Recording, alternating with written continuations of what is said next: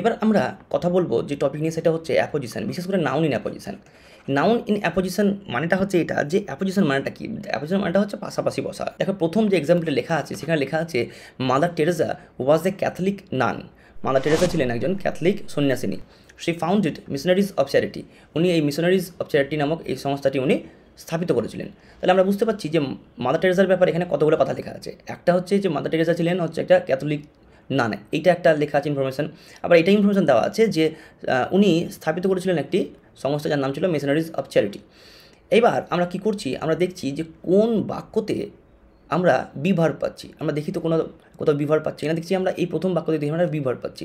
আমরা কী কাজ করব, আমরা এই বিভার্বওয়ালা যে বাক্যটা আছে সেটাকে আমরা হচ্ছে গিয়ে এই বিভার্বটাকে উড়িয়ে দেবো। উড়িয়ে দেওয়ার পর যেটা পড়ে থাকবে সেটাকে আমরা হচ্ছে গিয়ে ওই সাবজেক্টের পরে লিখে নেব। তাহলে উত্তরটা কী হবে? Mother Teresa comma Catholic nun comma founded the Missionaries of charity.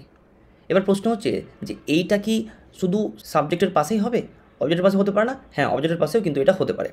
আমরা এইখানে সাবজেক্টের পাশে করলাম, কারণ হচ্ছে দুই বাক্যের যে সাবজেক্ট সেটা কিন্তু একই। তাহলে অবজেক্টের পাশে সেখানেই হবে যেখানে আমরা দেখব যে অবজেক্টকে নিয়ে আরেকটি বাক্য তৈরি হচ্ছে। যেমন দেখো, দ্বিতীয় এক্সাম্পলে লেখা আছে my favourite singer is Shreya Ghoshal.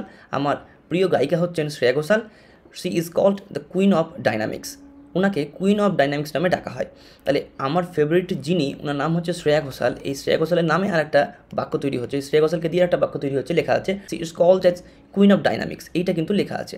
তাহলে আমরা করবো কি, তাহলে আমরা এই যে এখানে বিভার্বটা লেখা আছে, এখানে বিভার্বের পর যে কল্ড অ্যাজ লেখা আছে আমরা এটাকেও লিখবো না, আমরা লিখবো হচ্ছে গিয়ে এই কুইন অফ ডাইনামিক্স। এটাকে আমরা শুধু এর পাশে জুড়ে দেবো। তাহলে উত্তর কী হবে, যে মাই favourite singer is Shreya Ghoshal comma queen of dynamics. তাহলে যেটা হলো যে আমাদের এখানে দ্বিতীয় বাক্যতে বলা ছিল যে ওনাকে কুইন অফ ডাইনামিক্স নামে ডাকা হয়। তাহলে কুইন অফ ডাইনামিক্সটা হচ্ছে তার পদবী। পদবীটা কার? শ্রেয়া ঘোষালের। তাহলে শ্রেয়া ঘোষাল আমরা লিখে দিলাম প্রথমে, তার পাশে যেটা ওনাকে যে নামে ডাকা হয় কুইন অফ ডাইনামিক্স নামে, সেটা কিন্তু আমি অ্যাপোজিশন করে লিখে দিলাম। এটাই ছিল মোটামুটি হচ্ছে কি নাউন ইন অ্যাপোজিশনের খেলা। তাহলে এখান থেকে যে আমরা দুটো স্ট্রাকচার পাচ্ছি সেটা হচ্ছে, দেখো পরের স্লাইডে লেখা আছে।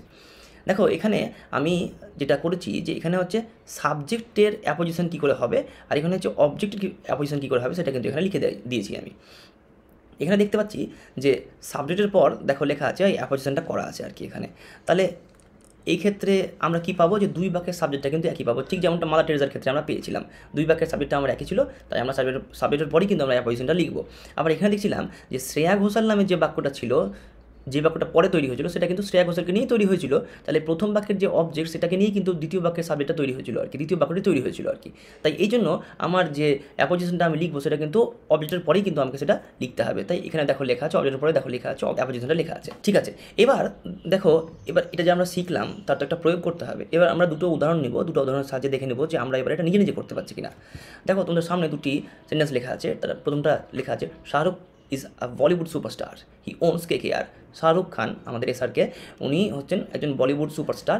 এবং পরের বাক্যে লেখা আছে হি ওনস KKR, উনি হচ্ছেন কলকাতা নাইট রাইডার্সের মালিক। তাহলে এখানে আমরা বুঝতে পারছি যে এখানে একটা বিভার্ব রয়েছে ইজ। আমরা কী করবো, তাহলে এই ইজটাকে উঠিয়ে দেবো। ইজটাকে উঠিয়ে দেওয়ার পর এখানে একটা কমা দিয়ে দেবো, শাহরুখ বলিউড সুপারস্টার।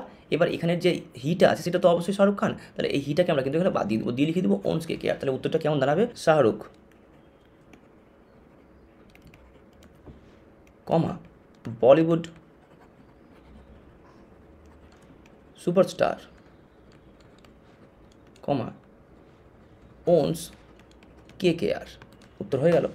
আচ্ছা, এবার আমরা দেখছি আর একটা বাক্য পেয়েছি, লেখা আছে Jurassic park is a super film. Jurassic park একটা খুব দারুণ একটা ছবি, চলচ্চিত্র। আচ্ছা, এবার লেখা আছে স্টিফেন স্পিলবার্গ মেড ইট। তাহলে স্টিফেন স্পিলবার্গ এইটাকে তৈরি করেছিলেন। তাহলে এইটা কোনটা? এইটা হচ্ছে অবশ্যই জুরাসিক পার্ক। তাহলে আমরা এই ইটের জায়গায় করবো কি, ইটের জায়গায় আমরা জুরাসিক পার্কের এই সিনেমার নামটা এখানে আমরা লিখে দেবো। এবং এর ব্যাপারে যেটা আরেকটা জিনিস বলা আছে সেটা হচ্ছে যে এটা হচ্ছে কিন্তু একটা সুপার ফিল্ম। তাহলে এইটা আমি তার পাশে গিয়ে লিখবো। তাহলে উত্তরটা ফাইনালি কী দাঁড়াবে, দাঁড়াবে হচ্ছে Stephen Spielberg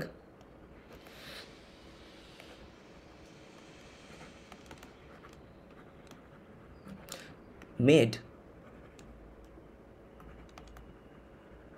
Jurassic Park, and superb film। এরকমভাবে আমাদেরকে নাউন ইন অ্যাপোজিশন দিয়ে কিন্তু হচ্ছে কি জয়েন করতে হবে।